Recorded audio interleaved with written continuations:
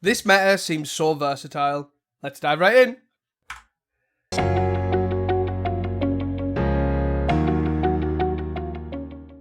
Hi guys, welcome back to Casting Commons, the show where we discuss and talk all things Pauper. I am your host Teasdale, and this is my co-host, the ethereal Haze himself, Reese. I think I've wrote the right name down on the card. Hello. Is that weird damage prevention thing? Yeah. That's all right then. The most versatile Pauper podcast. It is. We are the most versatile Pauper podcast. Before we start, do not forget to support us by rating us 5 stars on Spotify, following us on Twitter at Casting Commons 1 for the most recent Pauper deck lists, and of course, subscribe to us on YouTube. How are you doing? You doing well? Yeah, sound. Nice to have a week off. Got a lot of jobs done around the house. Nothing exciting. Well, I'm happy for you. Yeah, Still good. dying. I haven't really played any Magic, but I can't comment on that. Ah, well. It's all good. Me neither. Oh, what I did play, though, that's Magic adjacent, is I got the Mood Swings Secret Lair, which is quite cool. It's like quite a cool, like a mini game, I guess. You can play it in between rounds, like F&M rounds and that. It's good. Yeah, it definitely feels strange to go through that portal, because when we played it, it didn't really feel magic, really. Like, the only thing that I did like is I was playing it, obviously, with you, and then I looked and I was like, oh, that's that card. It's like, oh, that's that card, because it uses, obviously, the art for magic, which was, really cool. But, yeah, it doesn't feel like magic, so it just seems odd to put it through the Secret Lair portal to me. Yeah, I think that's just the... Yeah, I don't know how they managed to end up that like distributing it that way, given they've probably got one of the wider distribution networks of a trading card game. Like, they've got all the perfect resources to work with and then just put it through Secret Lair. Yeah, it seems strange, right? Obviously, they have Hasbro as like a company, which puts Monopoly in every single store you've got going. So yeah, why not utilize it? But yeah. Sure. I don't know. But yeah, it seemed fine. Yeah, it seemed pretty cool. Like, obviously, the whole concept of it seemed very similar to how Magic obviously came into fruition, right? Like a little thing to play in between Magic. Yeah. So yeah, pretty cool. I think as well. Obviously, we played it with 4 of us. I think it works much better as like 1v1 as well. But yeah, it was pretty cool. You should check it out if you know anyone who has got it. But, you can't just go to the shop and buy it next to Monopoly because for some reason, whatever. But fair enough. Moving quickly on, though, we'll talk about a quick Pauper thought of the week because we want to obviously dive right into the challenges and stuff. Just a quick one, definitely more my niche than Reese's, as we were talking on the pod, like before we hit record on the pod. Jesus Christ, words are hard today, man. Honestly. But yeah, the question is, what Pauper card do you want to be playable, but isn't, and why is it not? Why do you think it's not playable? Basically. So first of all, I would also like people in the Discord. So first of all, join the Discord if you're not in the Discord. That is in the description below, so you can join it. And I'd just like to hear your thoughts on it as well, because I really like looking at these wacky cards that people like are fun towards. It just makes me happy, because obviously I brew with piles all the time, and I get to play a lot of unplayable cards. Like, I have played Branch and Bolt in my decks before. Not a card on this list, but still. Is a weird card. So yeah. So, I guess, should we start with... We've only got 3 cards on this list, but do you want to start? Yeah, I mean, I feel like you could populate the list with like 20 cards. Oh, easily. But my initial thought, like, it's not really a question that I think about that often.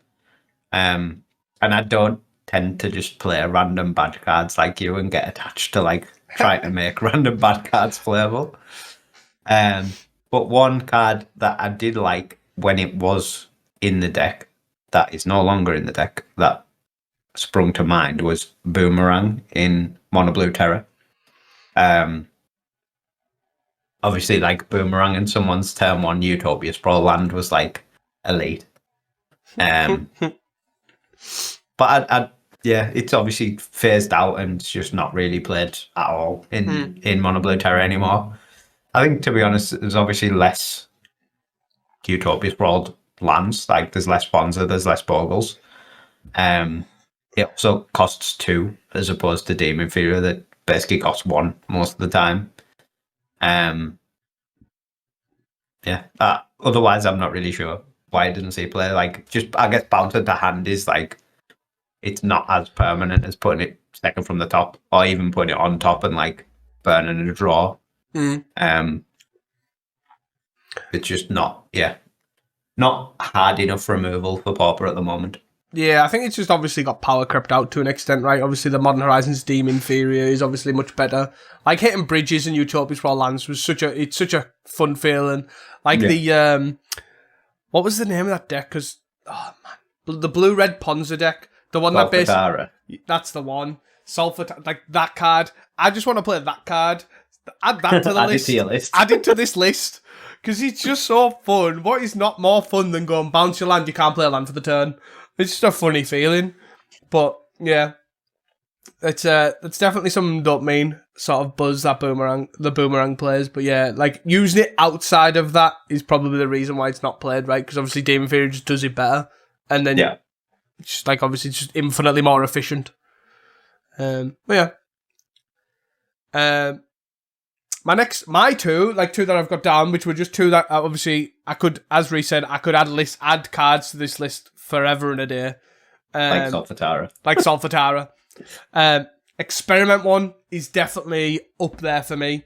I love mono green Stompy decks, and I love Experiment 1. I loved playing Experiment 1 back in Standard with the Burning Tree Emissary, Burning Tree Emissary into Flinthoof Boar curve.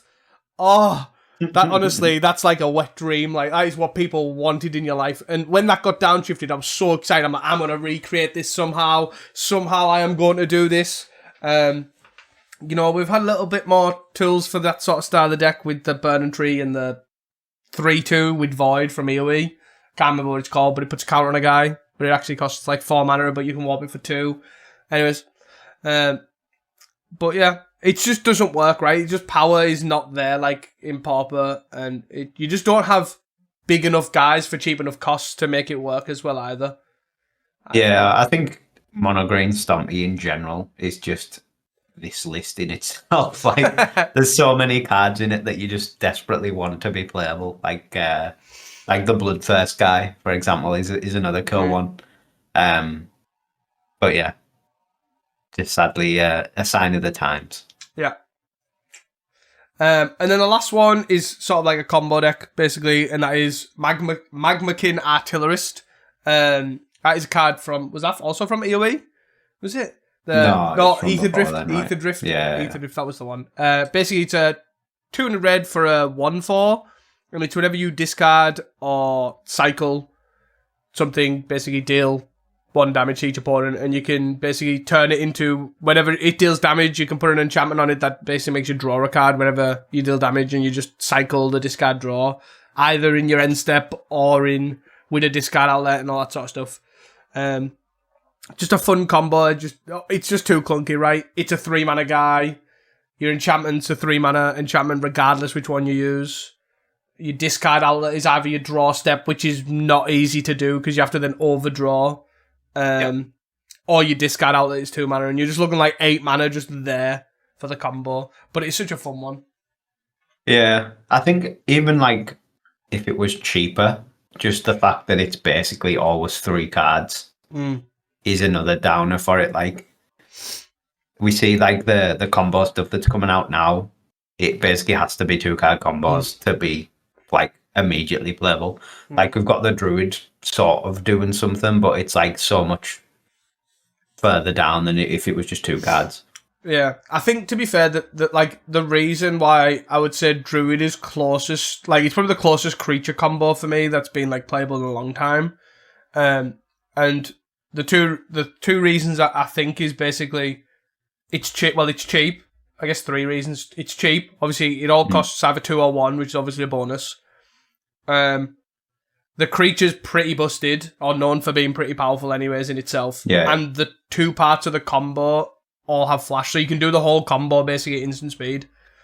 And are just useful in themselves. Yeah. Like, you can literally just, like, knock your guy, use it to bounce something, and then pizza your guy and use it to bounce something else, even if it's just a non-druid creature. Like, whereas, like you're saying with the Magmakin, by itself, Magmakin does absolutely nothing. And then the enchantment by itself does nothing and costs 3. And then even if you put it on a different guy that's not Magmakin, you then have to attack to just draw 1 card. Yeah. It's like, a lot of work. Not enough. But yeah, more importantly, I really like the idea of this Pauper Thought, because I know, like, I can tell just by comments on, like, Discords and Reddit, people just get weirdly attached to cards in a good way. And more importantly, if you do have a card you are attached to, please, I just want to see it. I just enjoy these random things. I'm like, I want to know what your favourite card is and why is it your favourite card and not played? Why do you think it's not played?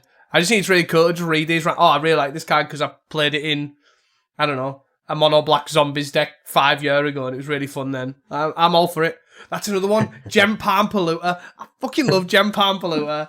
What a card. Oh, I could be here all day. I have to make a Teasdale video, just literally just all my favourite cards that just aren't played. See how many people want cool cards. Anyways, moving on. We got some tournament news to clean up. So, Pauper Fest 2026 at Vanyek Sports Centre on the 27th of June, end of this month. The post is in the Discord. There still hasn't been a link added to that. So, obviously, if you do want to check it out, join the Discord. Next one, there is 4th of July. There is a winner box at Langden Games in Ipswich. 10:30 start, £15 entry. All that is in the Discord and also in the show notes, so if you do want to check that out. Always good to see. And then we've got a 2K. A Pauper 2K at Mox Boarding House in Portland. They call it Pauper Extravaganza. And that is on Sunday the 16th of August.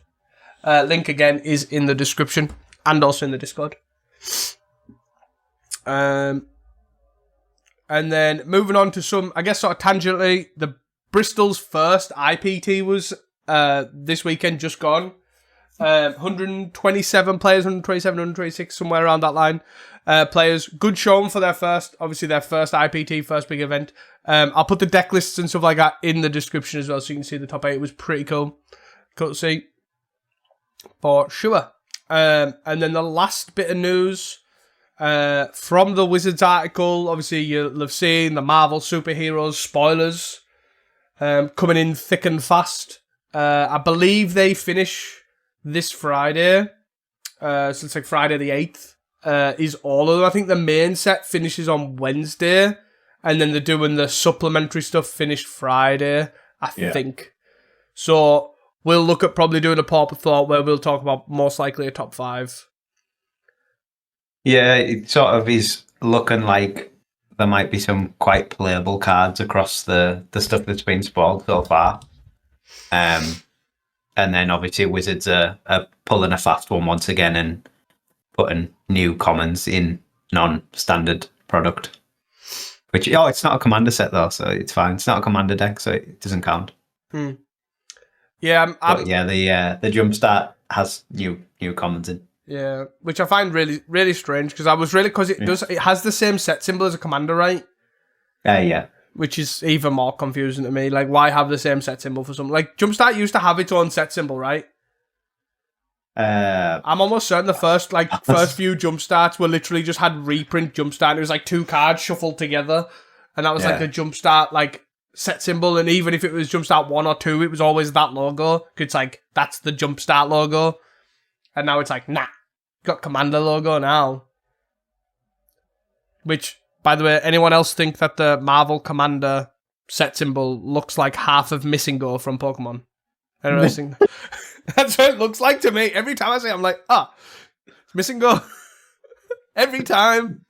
Anyways, a bit of a tangent. But it's not a triumph of graphic design.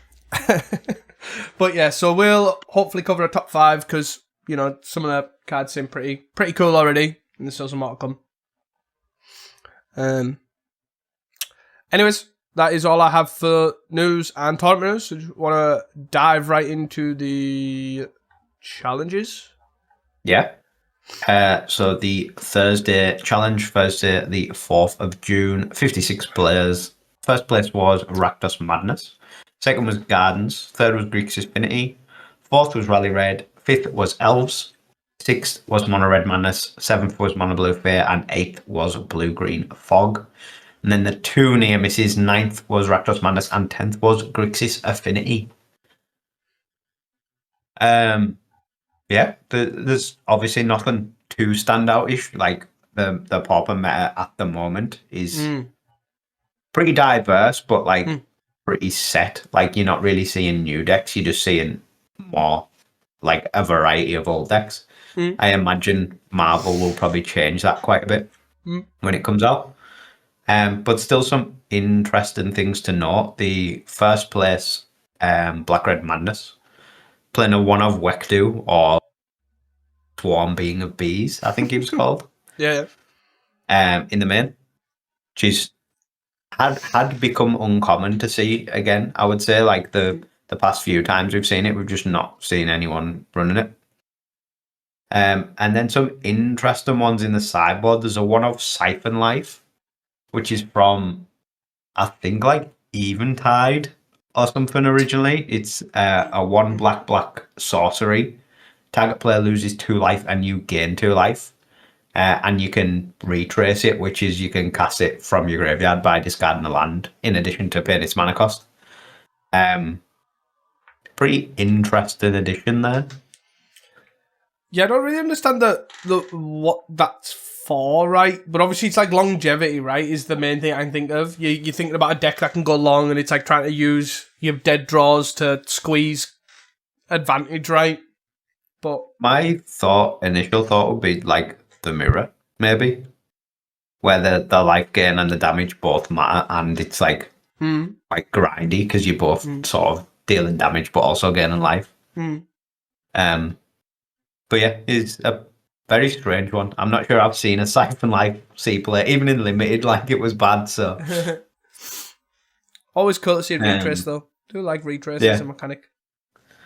Yeah, and sort of as the black-red deck does play out, they do tend to get flooded in the late game, so a retrace card does make quite a bit of sense. Yeah. Another interesting one of in the sideboard as well, one of Swirl and Sandstorm, which obviously we have seen before on multiple occasions, but just an interesting one to include here. Obviously the Siphon Life activating that land in the graveyard threshold. Outside of that, the other interesting bits, the Blue-Green Fog. Obviously not a new deck, but I would say a resurgent deck. Since Strixhaven and Embrace the Paradox is the card, right? Is the new card. Yeah. Which is the 5 mana instant, draw 3, and you can put a land into play tapped from your hand. Partly by Hyson as well this time, which is sweet to see. And trimmed down to 60 cards. It's not like this 78 card list or whatever it was we spoke about the other week. Yeah. Definitely been cleaned up a lot, for sure. But no, Embrace the Paradox definitely seems to have rejuvenated this Blue-Green Fog archetype.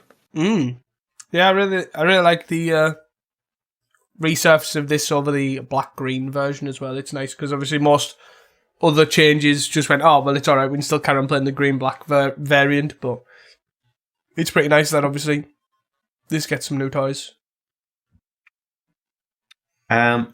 Outside of that, there wasn't a whole lot else that sort of stood out to me or piqued my interest. I don't know if you've seen anything else.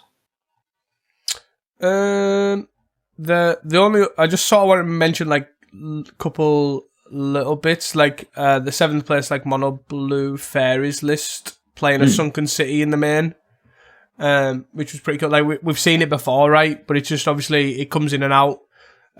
Pretty good when trying to hit on all the -1/-1 or whatever, or the like end the festivities style effects and stuff like that, which is pretty cool. The other thing I wanted to mention was the Luffy going up to 3 Utron monitors, finally deciding to go up the count, which is... And down a surveillance cam, right, to 1? I think so. But yeah, pretty interesting. Obviously, they weren't a fan originally. They thought it was like fine, but obviously the power of the 3/3 flyer must be growing on them, so obviously had 1 into the deck. Yeah, card is good. But no, that was all really.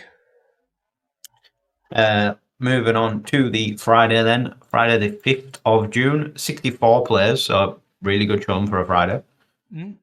First place, Mono Red Madness. Second place, Elves. Third place, Mono Blue Terror. Fourth place, Mono Black Sack. Fifth place, Boros Tribe. Sixth place, Elves. Seventh place, Jeskai Scred. And eighth place, once again, Blue Green Fog. And then the 2 near misses, Mono Blue Fae in 9th and another copy of Elves in 10th. Again, sort of sit on a similar sort of scale. Decks that we have seen before and know about, but just another completely different mix of decks. Like the pool of decks that are just playable now is very large. Yes, very much so. But still some quite interesting things going on in this challenge within the established decks. So the first one, the Mono Red Madness in first, completely cut the Epicure slot, so only running 12 creatures, 4 Snipes, 4 Flame Rivers, and 4 Snackers. Basically to go up on lands and up on Fire Blasts. So basically everything in this Mono Red list is just a 4-0 and then 20 mountains. It's like the ultimate clean Mono Red list. The sideboard continues in the same vein with 4 Pyroblast, 4 Relics, 4 Electrickery, which is sort of an interesting one, and 3 Campfires, which is another quite interesting choice from the Mono Red Madness list. Yeah, I can't really understand the Campfire. I'm assuming obviously they just want a card that's like repeatable life gain, right? Like obviously finding it on turn 1 is fine, but strange inclusion to the deck. I think, especially with this list as well, the artifacts that either have mana sinks that are repeatable or cycle like Relic have a lot more value because you're gonna be hitting your land drops. Yeah. So like if you've got Campfires in this list, like normally you'd maybe be like tight on mana to activate it every turn, but you've gone up on land, so you're just gonna have probably mana set aside every turn. You can just activate it. And then similarly for the choice of putting Relics in, like being able to just cycle through it is probably more beneficial as well. Yeah. Electric is a weird one though, obviously over end the festivities. Because obviously we've seen the 1 Mono Blue Fae in the Thursday, but it's not particularly popular, I would say. Yeah, I think like Fairies has sort of been making like an underlying sort of like resurgence, right? Like with a mix of like Mono Blue sort of being here and there, but then you've obviously got like Blue Black with Bath being on a tear over the past few weeks. It's sort of like, it's maybe just a deck or a card like archetype to consider, I guess. And obviously, I imagine the difference between them, Electricity and End, will definitely help that matchup significantly. Yeah. I guess. But, interesting. Pretty cool though. Yeah, cool to see a bit of a different take on Madness, because it's probably been the most stagnant deck for the longest time. Yeah. There's a song there somewhere, I'm telling you. The second deck that I thought was quite interesting or worth talking about is the third place Mono Blue Terror from Luminati. He's been trying to work on this list or been playing this list for a while now. He's sort of been switching between this and sort of what you would see as, I guess, a regular Terror list. But it's basically like a super cantrip heavy list. I guess maybe the opposite take from what this Mono Red's done in adding lands. This list's removed lands. So it's down to 14 islands. It's also got Delver. So it's just terrors and serpents as the win con. And then from doing that, you basically gain space for more cantrips. So as the full 4 ponder, also has 4 preordain, obviously to go alongside the stable 4 brainstorm, 4 mental note, 4 thought scour. And then it has a little bit of extra flex space. So it's running 2 vapor snags alongside 2 demon fury and 2 sleeps as like a removal package. And then a 1 of deprive, which is quite a cool one that we haven't seen in quite a long time. Which is like the 5th counterspell. For like example, it's exactly counterspell, but you have to return a land in additional cost to cast it. Yeah, I don't know what I think. Like, I think this is fine though. I think it's cool, like a cool list, right? It's obviously just trying to get these cards out as fast as possible and have cheap interaction to sort of get through, which is fair. Like, it's pretty solid. Game plan, to be fair. My only thing is like the interactions suite. Obviously, like Vapor Snag doesn't seem like it. I mean, it's not a great card. Like, you've obviously got the Dames and the Sleeps, which are obviously great, and I understand not going up on numbers on them because they are really bad in multiples. Like, you don't want to sit there with like 3 Dames in hand and no real card draw or whatever. You know, and the same with Sleep. Like, Sleep's not a great card to just have. Yeah. You know what I mean? But I feel like the Vapor Snag is probably more a sign of the times than I really want to play this Vapor Snag. I imagine it's more going to be like you play your cantrip or whatever on turn 1, and if you're on the draw against something like Elves, you still want a cantrip and remove a Priest of Titania, for example. Like, if you leave... There's so many cards now that if they just are left in play a turn longer than they need to be, you just lose. Especially when you're playing a deck like this Terror list. So I think it's probably just to be a really cheap interaction piece that you can slot in between. I'm going to Thought Scour, I'm going to Ponder, I'm going to Vapor Snag, I'm going to untap, I'm going to Ponder, I'm going to Terror. Yeah.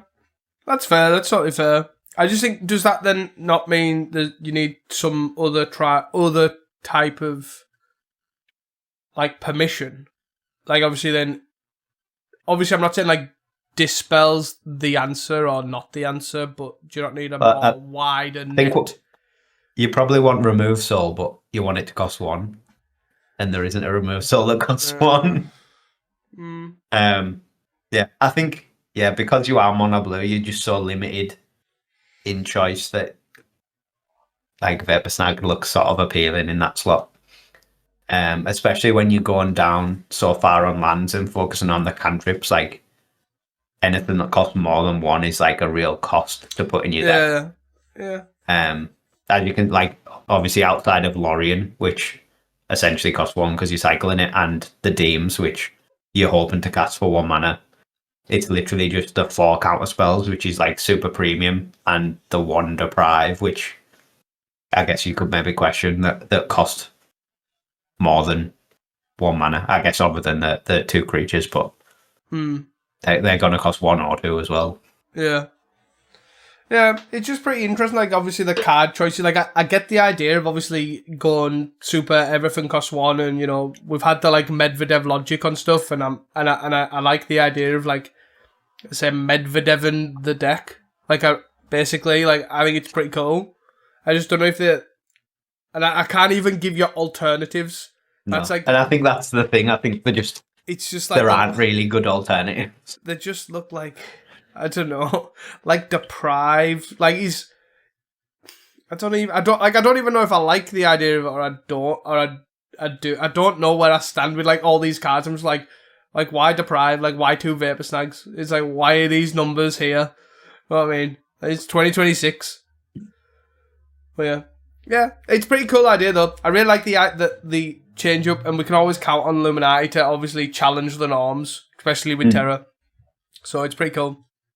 And obviously worked wonders, and it's hard to tell if it come from Illuminati because it's Illuminati and that's why he did well, or the change to this like one-drop version of Terror is like legit, if that makes sense. Yeah. But it's pretty cool. It's cool to see it. Same reasons for the Mono Red Madness, right? It's just nice to see a deck that obviously doesn't change up too much. Yeah. The other deck, one of the next deck, I guess, that I thought was quite interesting. Friday Challenge really delivered. Was the 4th place, the Mono Black Sack. A lot of the, obviously, core is the same. A lot of the cards, like, you would expect to see are there. But then there's some pretty interesting inclusions. There's a one of Rotten Reunion in the main. There's a one of Troll of Khazad-dûm. There's 4 fungal infections. Like, committed to the 4 of fungal infection.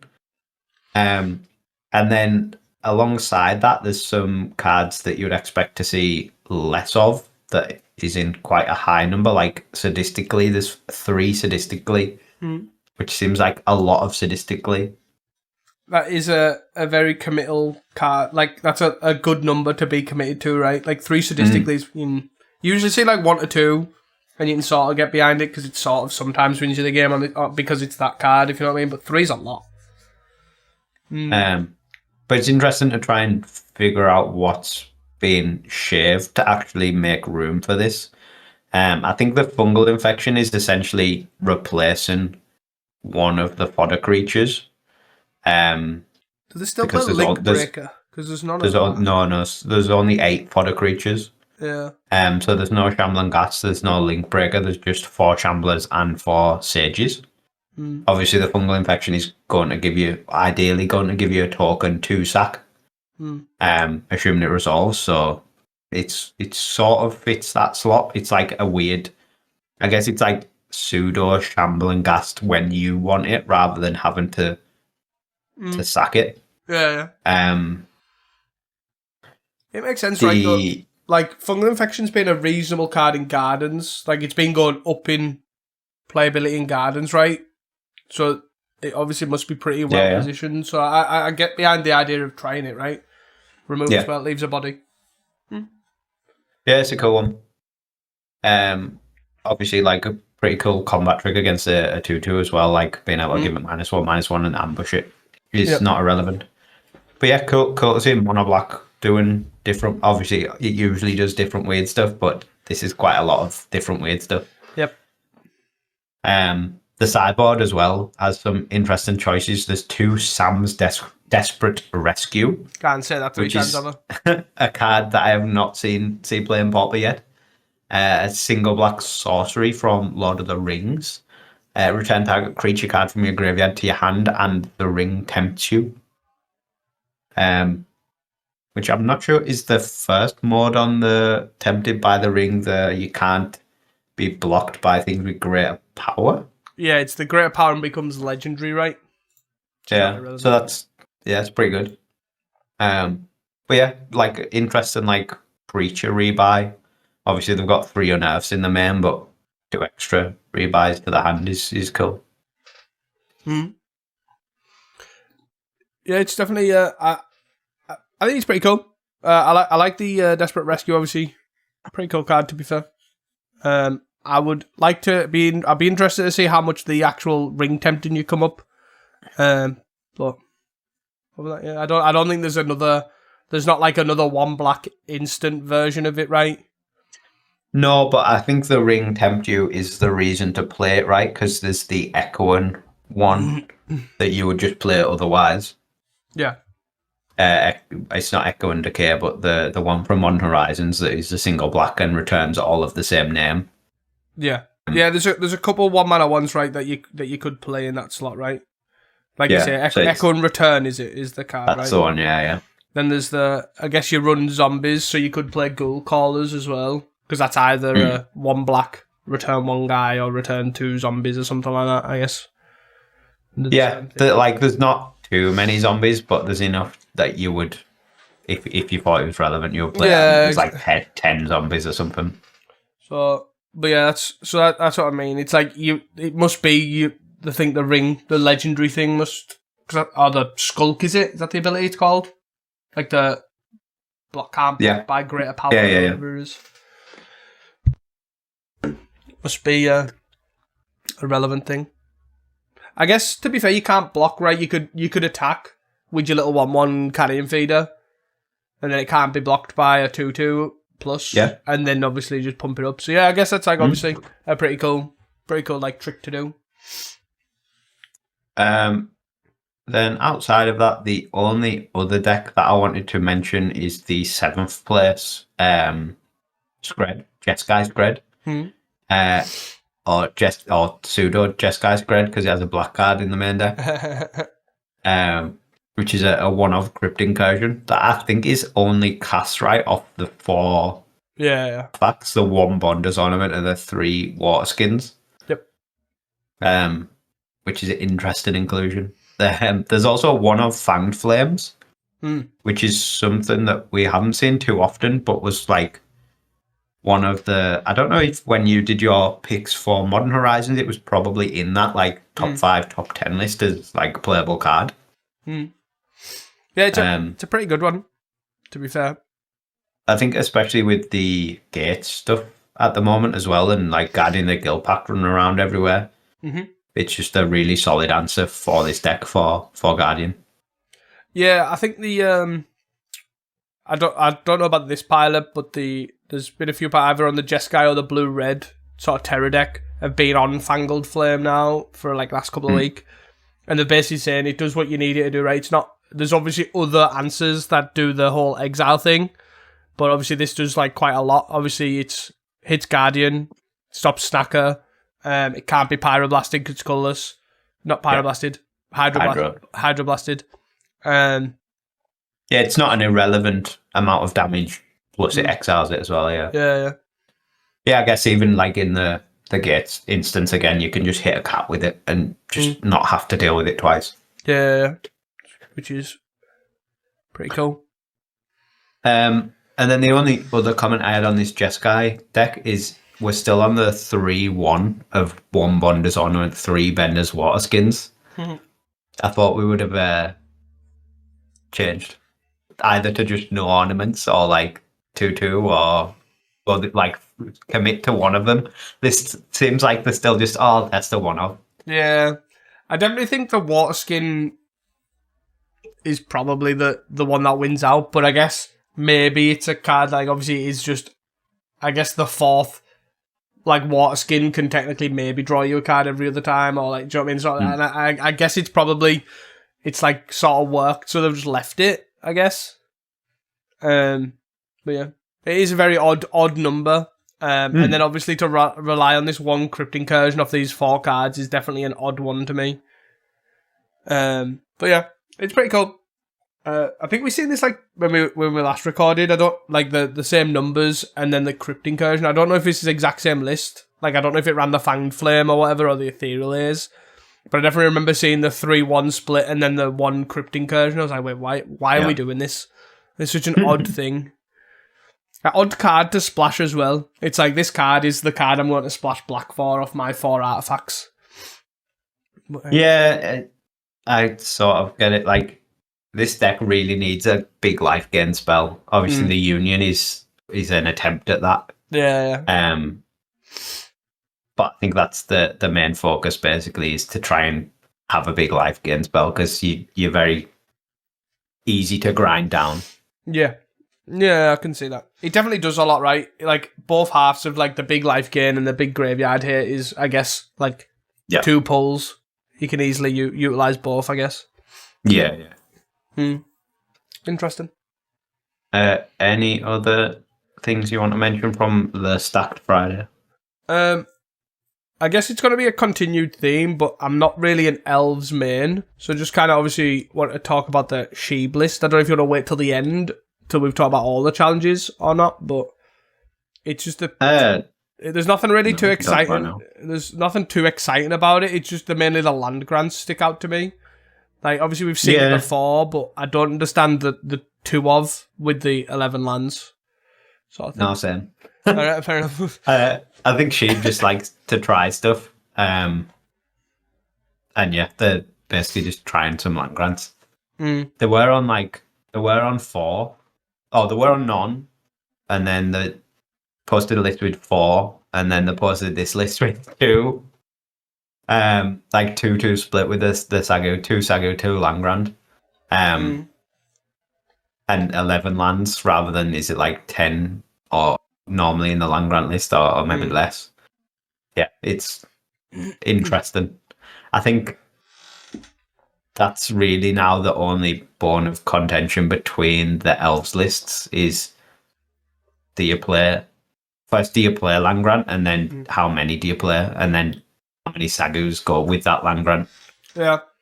Like, I do get the idea behind the Langrand, right, and also the Sagu. Like, I get the logic. I just don't know how the math works on between, like, 2 and 4 and how worth it they are.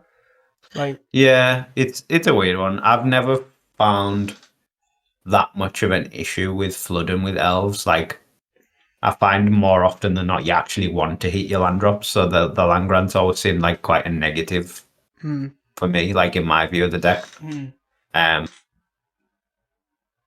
Which is maybe why we're down to 2 for Sheep. Maybe they're like, I want to play this, but 4 is too many because I still want to hit my land drops. I don't know. Yeah. I wonder what the math is on, like, making the, like, obviously pulling the land, like, does it, like, I can't imagine it makes the lead and the winding way that much better, surely, right? Like, it obviously will make it better, but it surely can't be that noticeable, surely, right?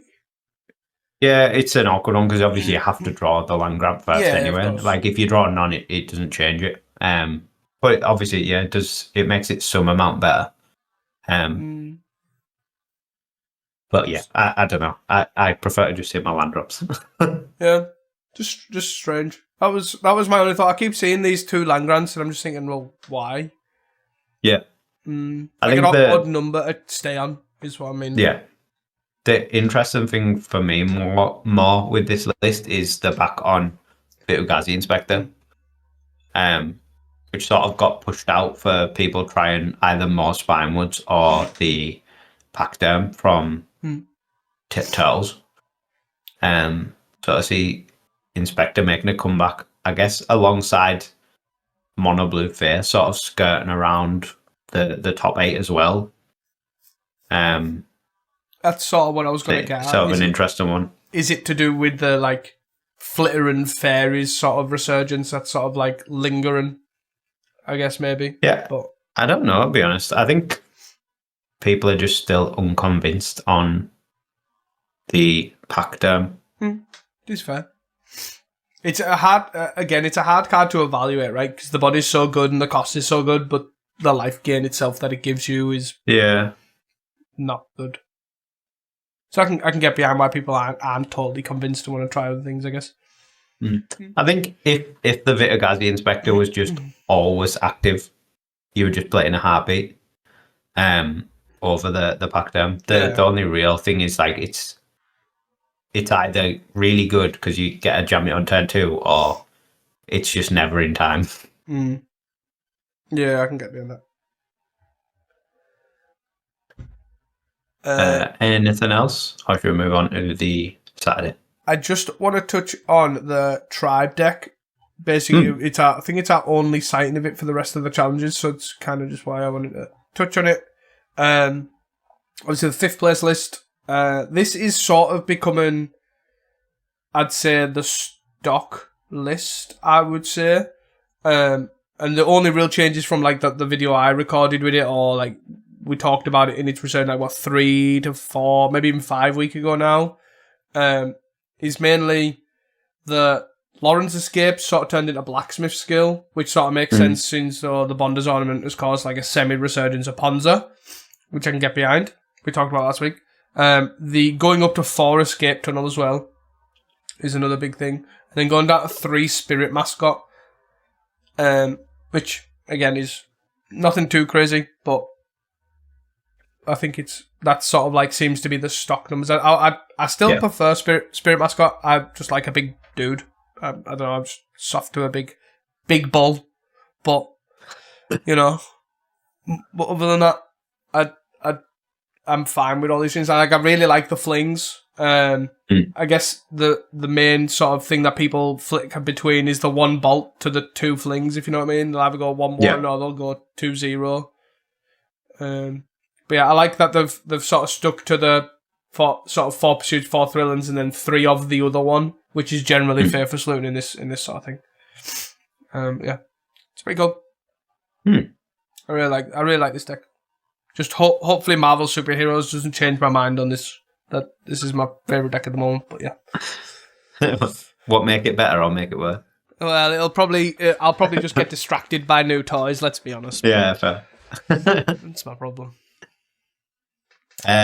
Moving on to the Saturday challenge. Saturday the 6th, 54 players. First place Flickertron, second place Elves, third Jeskai Grid, fourth Mono Red Sly, fifth Mono Red Madness, sixth Niagates, seventh Jund Wildfire, and eighth White Weenie, and then the 2 near misses Rakdos Madness in 9th and Ponza in 10th.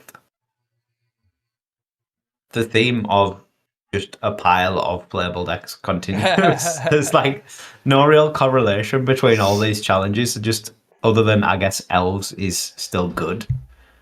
You mean Sheep is still good? Well, yeah, that as well. We're just seeing quite a mix of just decks of varying scales of playability and Pauper. Apparently they're just all playable. Yep. In terms of standouts for this one, obviously all eyes on me back on Tron now that Bonder's Ornament has returned. Some interesting inclusions. Only 2 Bonder's Ornament, I guess, is the first like interesting point. And then alongside that, the Visionaries Dance as a 2 of, also a newish card from Strixhaven. It's the 7 mana sorcery mech 2 3/3 flyers. And you can pay to discard it. Look at the top 2 cards of your library, put 1 in your hand, 1 in the bin. So like a bit of an impulse early. You can stick in the bin, you can then get it back with your wall later on and just make 2 3/3s and use that as your win con. I really like this card in Flickertron, to be fair. Like an uncounterable impulse that you just rebuy as a win con is pretty strong. The fact that it puts the other card in the yard as well, obviously really good. Like you're playing things like Mystical Teachings, Moments Peace, the wall gets them back. Yeah, like it's a really relevant part of the card. Yeah, definitely. But yeah, cool to see a deck obviously utilising a new card, utilising a newly unbanned card. Yeah, if you don't follow All Eyes on Me on Twitter, I highly recommend doing so. There was obviously a window where Strixhaven came out before Bonder's Ornament got unbanned. And it was like really cool to see. Like obviously they were on this, they were on Visionaries Dance and where they were at with the deck, because they changed the deck quite a while ago. I don't know if we remember talking about with the Generous End and stuff like that, which was cool. And then obviously they added this Visionaries Dance in, and now obviously they've not only went to Bonder's Ornament, but the other cool thing that I like is they've took I can't remember the name of the card, the Prism that's not a Prism, the Energy Refractor, that's a card. Yeah. They got rid of that card and they put in Barrels of Blast and Jelly, which is a card that we've sort of seen become a mainstay in Monstertron. Yeah. And it seems like a really cool addition to me. It just shows that they don't need that many pips. It's just like this one-time activation is good enough for me. Yeah. Yeah. Yeah, I think especially in Flickertron where you can just, if you need a rebuy, you just flicker out a Prism and a Barrel, and then you've got 2 coloured mana again. Yeah, it's really cool. After that, the 4th place Sly deck, I quite like the look of. It's cut the bad cards, so there's no Gold Hounds. No! But it just looks like quite a clean, like, mono red weenie, essentially. Aggro deck, 4 Inventor's Axe, 4 Synths, only 2 Impulse, so basically everything in the deck costs 1 other than 2 Impulses and a Kicked Bushwhacker. Well, you're telling me you don't pay 6 for your Fire Blast? Not usually, no. Ah, right, fair enough. Especially if there's only 1. But yeah, sorry, I cut your train of thought there. Sorry. There's no major comment, but just I think it's a cool way to build it. Cut the worst cards in the deck and just put some synths in. I just going back to our Pauper thought, I guess it's sort of like it makes me happy, this deck, because Ginger Brute, Reckless Lackey, and even to extent like Clockwork Percussionist and Tomb Raider is like just criminally underplayed for how strong they are. Yep. Like criminal. Justice for Cold Author. Yeah, exactly. It's like, don't get me wrong, I'm not saying like Rally Red's bad, but Madness is definitely the more represented variant of red. So it's just like you don't see these creatures enough, and it's like these cards are way too strong to be just put on the sideline. Ginger Brute, ban everything till Ginger Brute is highly played. That's what we want. That's what we want. You'd have to go quite deep on the bans. Yeah, well, still. Moving on, the 6th place Nia Gates, playing some quite interesting cards. One that is new is the Follow the Lumerites. Yes, I believe it's called. Which is another in the Malevolent Rumble stable of cards. We obviously have seen Cash Grab and whatever the Midnight Tilling one is. Midnight Tilling. Those two obviously get paid off by being an instant. This one is a sorcery, but has the bonus of if you gain life, it gets 2 cards, right? Yep. Only hits creatures and lands, doesn't just hit permanents, so you can't hit your Armadillo Cloaks. Or your Journeys, I guess. But that's only 4 cards out your deck, so it hits 4 cards less, but can have an out to hit 2 cards.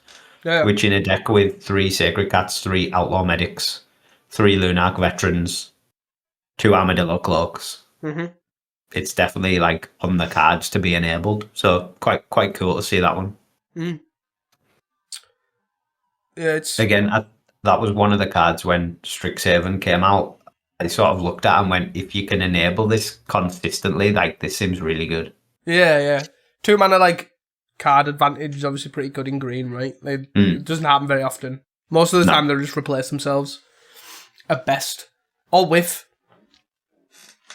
Yeah, it's a pretty cool deck. I really like this deck, like sort of like doing the rounds quite a lot at the minute. It's doing quite well in like a lot of IPTs, like Italian IPTs. I think the big contention at the moment is, do you play Chrysalis or not, which I find really odd that I never thought this would be a conversation I'd have to say. You play Naya, do you play Chrysalis or not? In a Creature Gates deck, but apparently it seems to be the question at the moment. Yeah.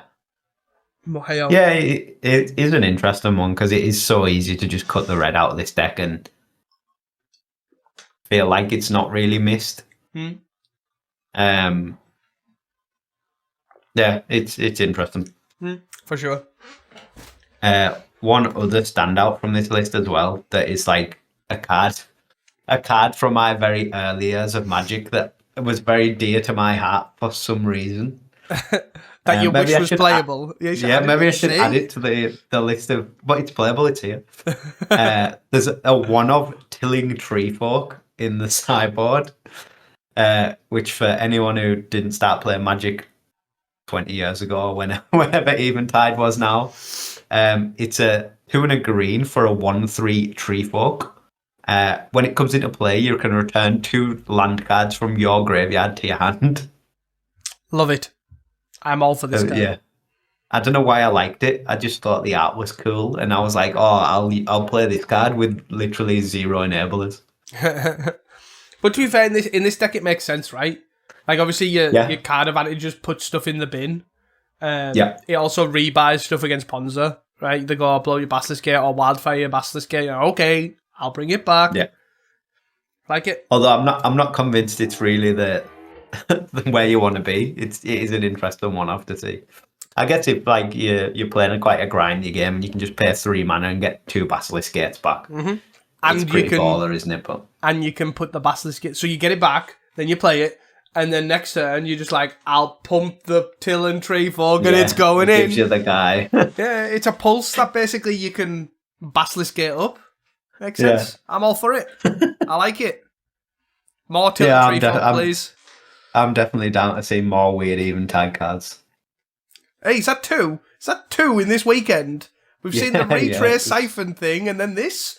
Eventide is gutted. It was a very cool set. Outside of that, there wasn't too much else from this challenge top 10 that really stood out to me. I don't know if you've got any thoughts on it. No, not really. Just again, passing comments. Weird white weenie, as per, with its weird numbers of acolytes in the side, and also a one-off relic in the main. You know, that sort of thing. Yeah. Nothing that we haven't spoke about before. Oh, I guess actually there's the Ponza deck in 10th. Just randomly has 4 suplex in the main and 2 armadillo cloaks. Yeah, I was just about to get to that. Then the weird Ponza deck, which is pretty cool. I don't know why. They basically just took a load of creatures out and put 4 suplex and 2 armadillo cloaks in. Why not? I guess. Yeah. And made the deck infinitely more slow because you've not only just got 1 tap land, you've now got 2 tap lands. Look at that. And the planes. Because, that's what you want in your deck with Arbor Elf. But hey. Yeah, that was it.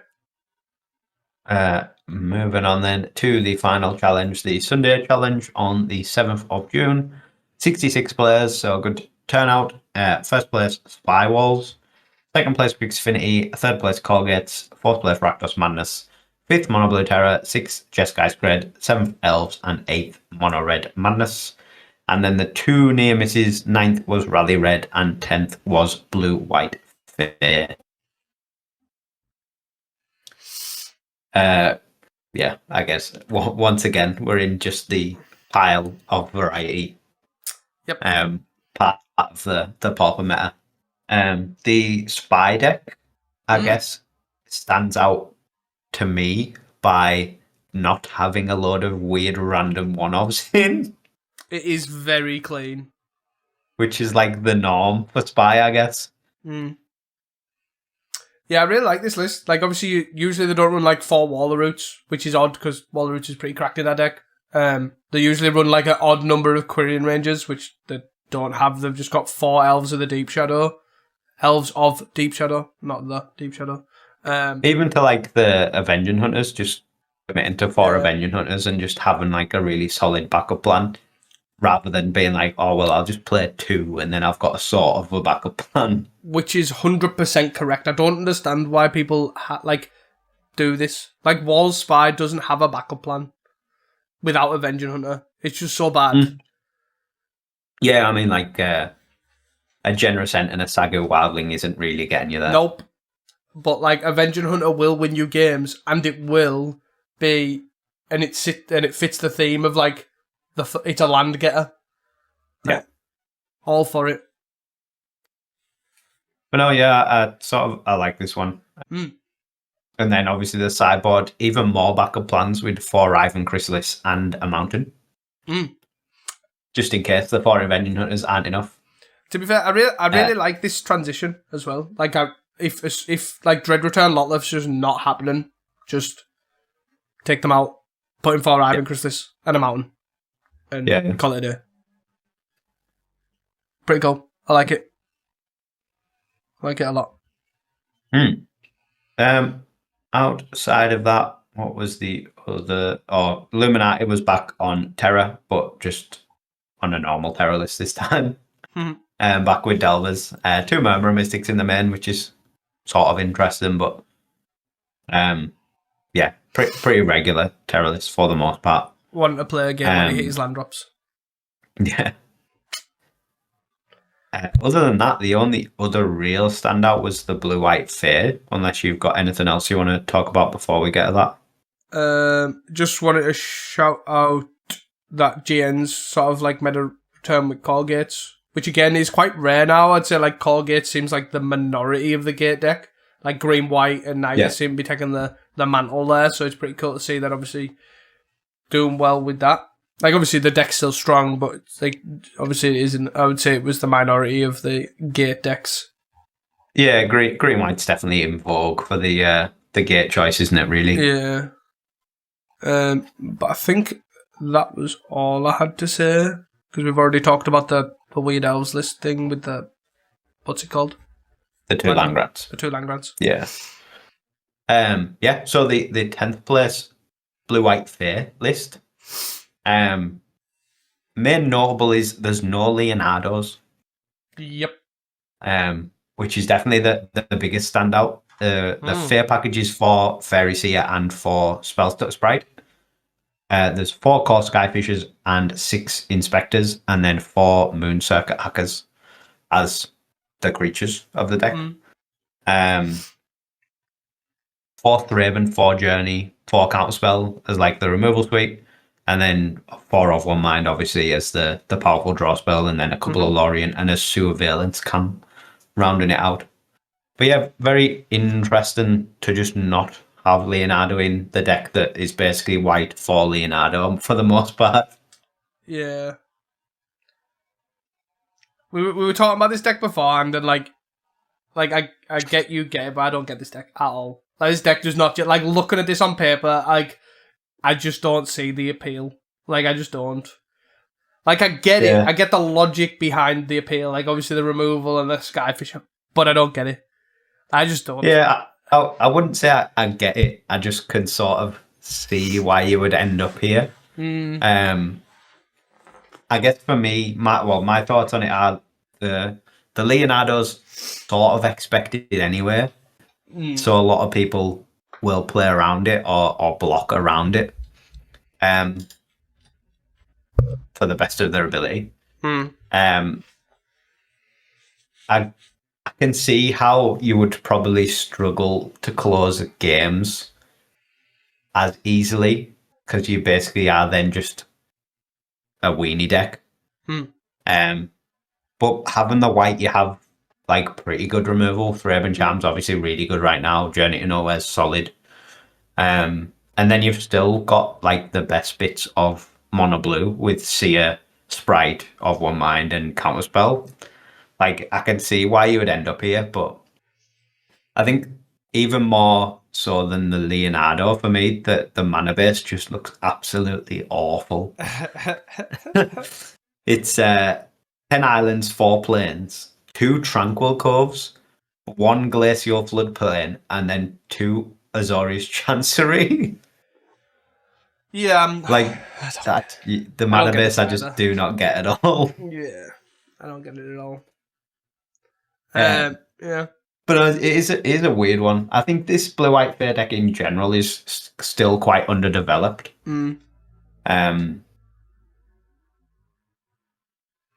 Yeah. I do guess there's like obviously there's a lot of avenues you can take, right? Which is fair. Like, you can either, with Blue-White Fair, you can either be white weenie with blue in for fairies, or you can be mono blue fair with white in for something. Generally, obviously, before it was Leo.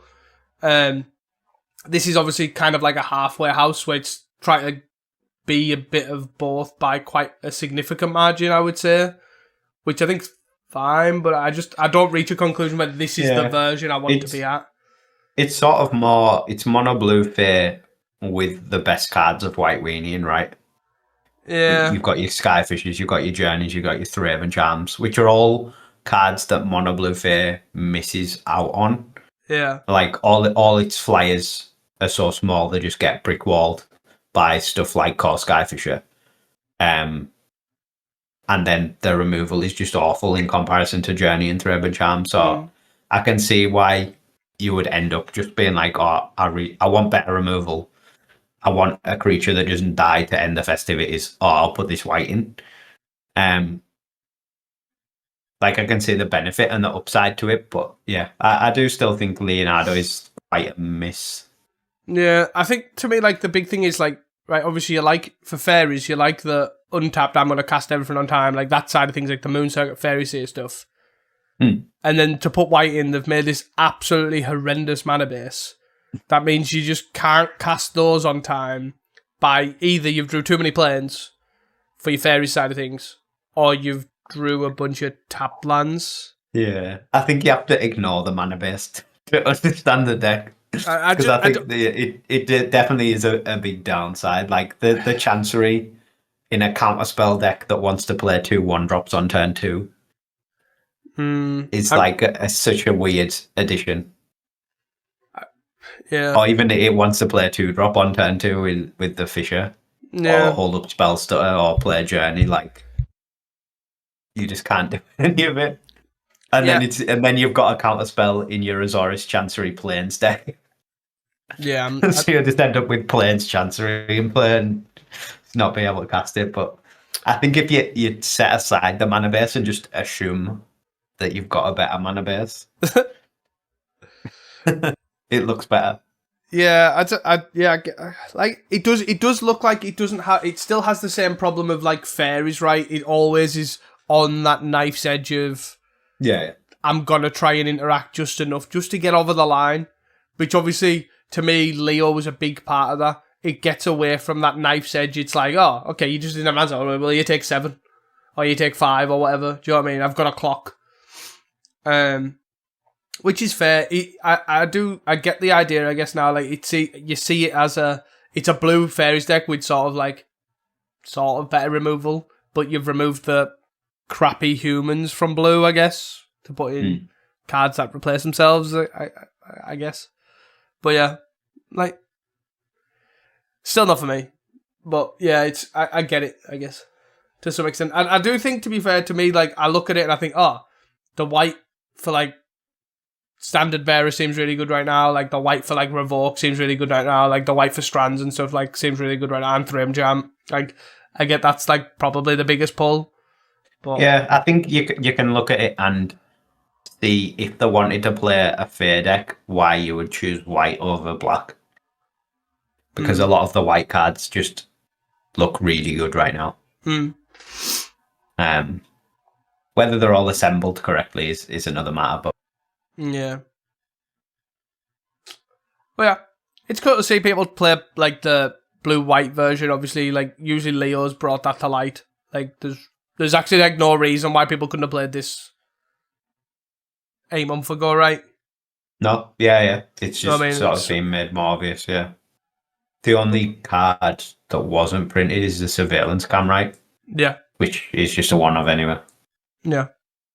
But pretty interesting, I guess. But cool to see. Always cool to see people develop stuff, but work on your mana base more. That's my... Anyways. Anything else to add for Sunday? No, I'm happy to move on. So just a listener question from Moist Moose. We're all depressed from seeing all the superheroes in our fantasy game, so let's talk about Reality Fracture. Anyways, fair. It seemed like a good fitting question. I was sick of seeing random superheroes and stuff. And the question was, what colour swaps would you like to see in Reality Fracture for Pauper? So for that, we're going off the assumption it's Chaos. What's the name of the set? I forgot the other name. Like a Planet Chaos style set. That's the word. So it's like essentially a card that's already made like Lightning Bolt, but they've made it white, for example. That's what we've gone for. That's what we've gone for. Yeah, that's what we're basically assuming. Obviously, in Planet Chaos, as Reese, I don't know if you said it on the pod or whatever, last time we were recording, where basically they were exactly the same. So, like, if they made a white Lightning Bolt, there's like a Serra Angel that's blue, for example. Yeah, and it's exactly like blue, 4/4 vigilance, flight. Obviously, we're not assuming going into that detail of like a casting cost or exact text, but we're just sort of like generalizing. Yeah. So do you wanna start with one? Yeah. One that I thought should have been Pauper playable for quite a while. Which I think there is actually a card similar, but is an uncommon. Yeah, there is. Is a off color or a different color dust to dust effect. Obviously, dust to dust like a huge sideboard staple for white decks against artifact decks like Affinity. I feel like dust to dust, there should just be a red version. We should just have dust to dust that is red.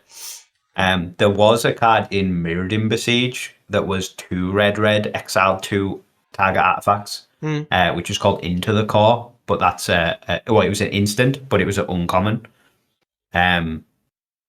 But given that fits, I feel like you could just colour shift to dust, and it would be very good, but very fitting as well. Like fits perfectly in that sort of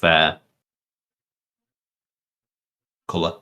Yeah, definitely. I think, to be fair, like it could be, because it could be any colour. Obviously, red's probably the most common one that you would think of. Like it could probably, it could be green, but it could be white. Green would work really well as well. Yeah. Which just adding more good dust, like 2-for-1 targets, like dust to dust sort of thing, would be cool. Definitely. Or just reprint dust to dust, because we really want that as well. Yeah, well, there is that as well. Yeah. But yeah, another like anti-affinity or big punchy anti-affinity card in particular, because I feel like only white has that. Like obviously a lot of colours have anti-affinity cards, like Mass Vandal, like the Glamour in green, but white is the only one that has this really punchy, except like 2-for-1 on a card, and it's probably the colour that can utilise it the least. Yeah, definitely. Sticking to the sort of whitish theme, my sort of same tangent as well, to be fair, is white land destruction for me. And that's, I don't know if I necessarily think like reprint Ponza, but obviously I just go straight to my favourite legacy deck of all time, which is Death and Taxes, and they do have like land taxing of some description. That I was sort of thinking, I want some white Ponza. I just want to play white weenie creatures and blow up your lands. That's it. That's all I want to do. Kill you with a, I don't know, Judge's Familiar or something. I don't know. I think, although it's not strictly land destruction, but on like the Death and Taxes style of things, what's it called? Where you tap something and put a counter on it, and it removes the counter instead of untapping. Oh, stun counter. Stun counter, like a white tap a land, put 2 stun counters on it, for example.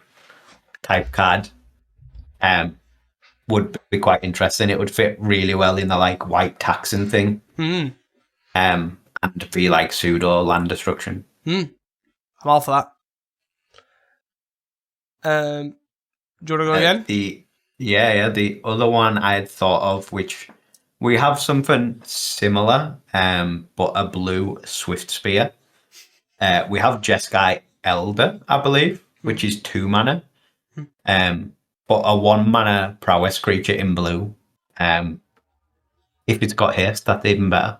I think would be really cool to basically go into a more or flying, like except flying. Off flying would be really good. Just like a more aggressive terror deck, make that possible. Like you could cut Cryptic Serpent, for example, and just run Delver, the Blue Swift Spear, and Terror, and have like a more cantrip heavy, aggressive style of deck. Yeah, would be quite cool. Yeah, definitely. Embrace. And you don't have the unless you splash it in like a red deck, you don't have Bolt to worry about. So. Yeah. But it might make like an Izzet aggro deck as well, to be fair. Which is something we don't really have. Yeah. Another one for me, I guess I'll put these two together because they're sort of semi-related. A good green Terror is one. So we have a lot of big dumb dudes that cost less for X, Y, and Z, but they're all absolutely abysmal. Like the equivalent of Terror, if you have Domain, it's like Domain in it. It's like 7 and a green Domain, whatever. Yeah. And if you have all the 5 lands, it still costs 3, which is a lot harder than Terror. Yeah. Like, what? But yeah, so like another good 1 mana big dude that's actually quite good when you've committed to all your whatever your game plan is. In green. Yeah. And then the other one, which is sort of similar tangent, because also it's in that sort of colour pie, right, is a green Skyfisher. Flying is a second or tertiary colour of green, right? Yeah, you can have flying green cards. Yeah. So flying, like, that's not an issue, but... And also bouncing things is on theme with green, and everyone's seen Sticky Tongue, whatever it's called. So yeah, seems like the perfect card. It just might make revive Stompy. You know, imagine experiment 1 something into Core Skyfisher, and then you bounce something and play it again, and then your experiment 1's like a 4/4, and I'm like, way, let's go. And then you top it off with a good green Terror. It's like, happy days. Happy days. Yeah. And I guess the last one to sort of finish this off, which I don't think really works because there's 5 colours and, you know, but I guess you could have colourless in there, is I want to see a blast pair finished off in common. And that's like Hydroblast, Pyroblast. I want more of that. I actually probably wouldn't even mind if it said counter target whatever colour either. Like literally was Blast reprinted, just different 2 colour combo. I feel like you could do like a black one that counters white and a white one that counters black pretty easily. Yeah. Like that's pretty obvious and like on theme. I guess green and colourless to an extent sort of works because colourless obviously being artifacts and green here and artifacts kind of makes it, but the other way around doesn't. Yeah, I think that gets more awkward because you would have to like. Yeah, I think you would have to focus it. It would have to be like green versus artifacts. Yeah. More than green versus colours. But yeah, obviously. But I think the black white one is so free. Yeah, definitely. But I don't know if you want that in. I don't know if you want more blasts. I don't know. It'd be cool. Why not? Yeah. I think everyone's just accepted that blasts are like part of the format, so just add more. Why does it matter? I think one thing that would actually be cool, which is not really relevant to the colour swap question, but sort of on theme with the like colour hate piece, is something like Deathmark being downshifted to common at some point. That's like a good black hate piece for, in particular, green and white stuff. But like, just in general, more colour hate pieces outside of red and blue would be interesting to see. Yeah, I could definitely get behind that. What was the name of the hybrid red-green? Obviously, it doesn't really... Guttural Response. And there was like... against the blue. Yeah. I really enjoyed it when like Standard back in the day, like that sort of era was like, you know, Flash Freeze and... Like, not the new one that's Veil's Summer or Summer's Veil, or not that one, that actually like balanced one. Used to have all this Autumn's Veil, and it was like all this like actual like meta game and felt really good to have like an anti-X coloured card, and you're like, you know what, this is what I'm all about because it's so niche. Yeah, Flash Freeze was the boy, like. Yeah, that's it. We need more of that. Anything else to add? No, I'm happy with that. That is all from us at Casting Commons. Thank you all for your continued support. Do not forget to tell your friends, your family, and your doctors. Until next time, and don't forget to stay hydrated. Peace. Bye.